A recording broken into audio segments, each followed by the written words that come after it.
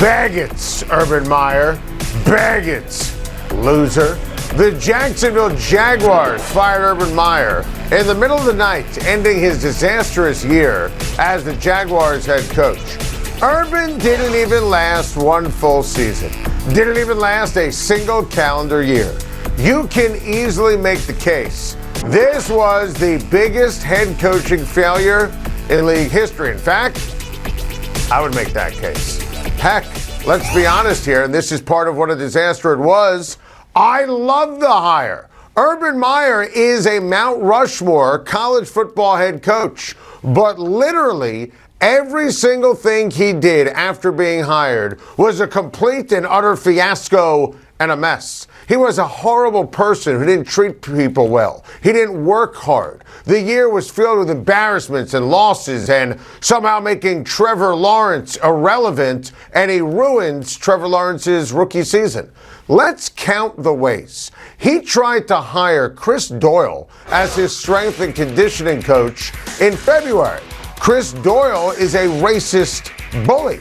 That lasted 24 hours, and that was a terrible, irresponsible idea. I thought he would hire top-notch assistants. Instead, he put together a Mickey Mouse coaching staff with Darrell Bevell and Brian Schottenheimer. Urban complained about the free agency process and the salary cap. He drafted Travis Etienne, who I loved, and Urban was upset he didn't get to pick Kadarius Toney, and then said he was going to move Travis Etienne to slot receiver. The Tim Tebow circus was literally just that, and it damaged the credibility with the other players on the Jacksonville Jaguars and also credibility on the outside. He faked a Gardner Minshew and Trevor Lawrence quarterback competition when it was clearly Trevor's team. Simultaneously, by waiting, he damaged Gardner Minshew's trade value. Meyer openly talked about how a player's vaccination status would impact a place on the roster. Then, of course, the video emerged of Urban dancing in a bar with a woman who wasn't his wife. That was terrible. From a football perspective, beyond damning and damaging that he spent the weekend in Columbus after the Cincinnati Thursday night loss and didn't fly back with the team. That's unheard of. He didn't know the competition when he talked to the press. He didn't know the players on other teams. It's crazy. Heck, he didn't even know he was playing on his own team. The benching of James Robinson, a failure. We said last week on Time to Shine that Trevor Lawrence publicly ripping Urban, well, rightly so, I might add, was the final death blow, and it was Lawrence's shining moment of his rookie season, brilliantly using his voice to let Shad Khan, the owner, know you need to fire Urban Meyer. But wait, there's more. The NFL Network reported last weekend that Meyer verbally undressed his coaches and destroyed their resumes. I mean, who talks to people like that? And Urban, you hired them. The classy veteran Marvin Jones stormed out of a meeting and the facility hated Urban Meyer so much. Oh, and the team was terrible. Lawrence hasn't played well all year, and the Jags, with Trevor Lawrence, became irrelevant. Then Rick Stroud broke the story last night. Urban Meyer literally kicked his former kicker, Josh Lambo. He literally kicked him, and he cursed at him. You can't make this stuff up. What a mess. What a nightmare. This was a disgrace on every single level. He didn't work at his job. He didn't care. Urban treated people terribly. Move over Bobby Petrino. This was the single biggest coaching fiasco and failure in NFL history. Truth be told, I've been excited for Justin Herbert versus Patrick Mahomes in primetime since the schedule came out. These two dreamy quarterbacks are sensational, who make wow plays look routine. And the fact that it's a battle for first place makes it all sorts of juicy. Herbert and the Chargers just a game off the pace behind the Chiefs in the AFC West. And look, if you're being honest here, Justin Herbert's had a better season than Patrick Mahomes by every single measuring stick. Numbers, you see it on the screen, the feel. Oh, by the way, Herbert also beat Mahomes head-to-head in Kansas City in week number 3. Now, Mahomes comes into this one with the backing of the game's best defense in the NFL since week number 8. And let's also be clear about this. Patrick Mahomes, still Patrick Mahomes. He's also won the MVP. He's won the Super Bowl. He's made 2 Super Bowls. And he has still accomplished more in his career than Justin Herbert. Mahomes is 19-3 against the AFC West during his career. And he's never been swept by a divisional opponent. Think about that. But if Herbert pulls it off and wins tonight, Chargers will, in fact, have the tiebreaker head-to-head, sweeping the season series. This is what you live for as an NFL fan. I think Kansas City wins. I think Kansas City is just a bit better and more well-rounded. But I expect this game to be a one-score game that comes down to the wire with the reminder that Patrick Mahomes is still Patrick Mahomes. Hey, I love that Urban Meyer hire, and oh boy, was I wrong. Okay, that's in the past, and I was historically wrong, and as we said to start the show, I knew it, you knew it, right from the jump with that laundry list of everything that went wrong. So, where do the Jaguars turn now? I'll tell you exactly where they turn. To Tampa Bay Buccaneers offensive coordinator Byron Leftwich. This is a no-brainer decision.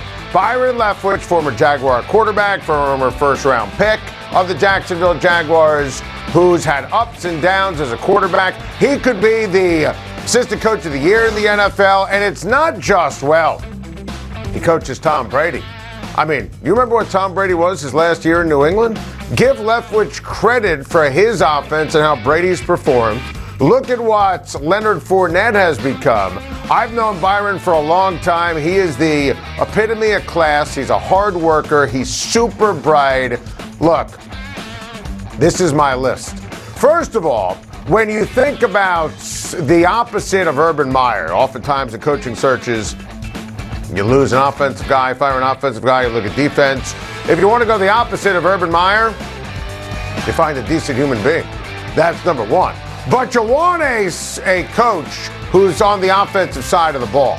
That's what I'm looking for here, because you want to nurture Trevor Lawrence. And I would honestly eliminate all defensive coaches because, you know, if you hire a great offensive coordinator, he leaves, and you got to start again. It's all about finding the right guy to hitch your wagon to Trevor Lawrence. That's what it's all about. Listen, I would always call David Shaw. That would be my number one guy, no question about it, for any coaching vacancy. He's going to stay at Stanford, though.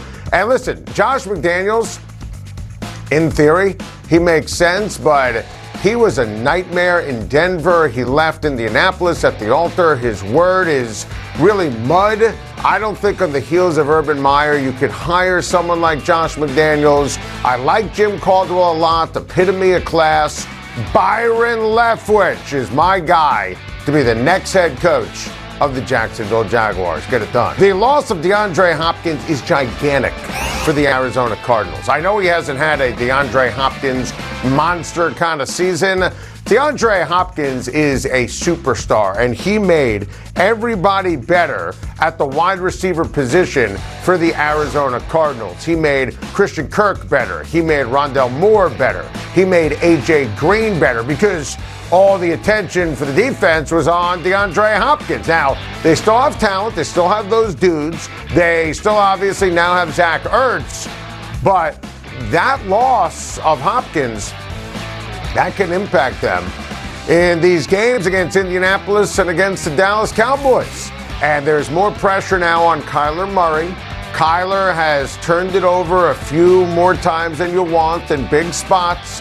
That puts a lot of pressure on Kyler.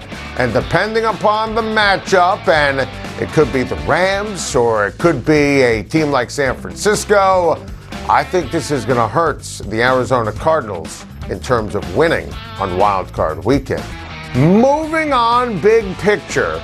Don't shy away from Ryan Day because of Urban Meyer's failures. Now, if the Bears want to hire Ryan Day, go ahead and hire Ryan Day. Seriously.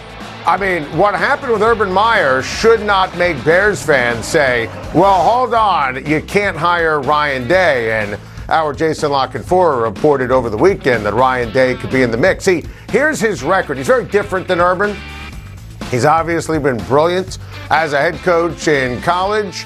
a couple things. Number one, you have to remember he was an assistant in the NFL with San Francisco, with Philadelphia, so he has NFL ties. And, be careful on the heels of the Urban debacle saying, oh, college coaches never work out. I mean, Jim Harbaugh, he was phenomenal, obviously, when you look at San Francisco, coming from Stanford and San Diego State, and he was great in college even before the Michigan job. Look at what happened with Pete Carroll. Lincoln Riley teams would go nuts and, just be clawing all over themselves to find the way to hire Lincoln Riley. So just because Urban was a colossal, legendary failure, don't have any kind of negative stigma here when it comes to Ryan Day. That was the win of the year for LA. Austin Reeves. Bam! Are you kidding me? How do you do? That was absolutely incredible. I thought the ball movement last night was excellent. Tremendous job by Russell Westbrook, LeBron James. Anthony Davis, good numbers. I still think he could bring it more in terms of the energy. Lakers have won 3 straight. That's against Dallas, in Dallas, the win of the year for Los Angeles. I always have a lot of thoughts, especially on Thursdays. Thank you for watching. Please like and subscribe, and don't forget to hit the bell for more videos.